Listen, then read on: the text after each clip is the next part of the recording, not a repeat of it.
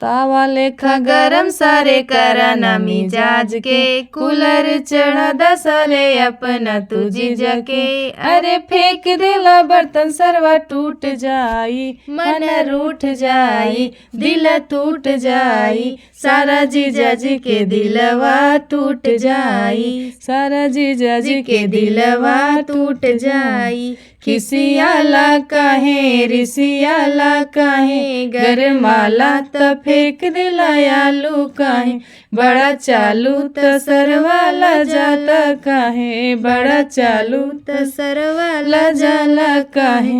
अंगना में सरवा बैल बाटे धोखा, तोहरा बहिन के मीस दे हम चोखा। गड़ई बना कूलरवा न देबा फ्रिजिया, मन रूठ जाई, दिल टूट जाई, तोरा जीजा जी के दिलवा टूट जाई, तोरा जीजा जी के दिलवा टूट जाई, मन रूठ जाई, तोरा जीजा जी के दिलवा टूट जाई।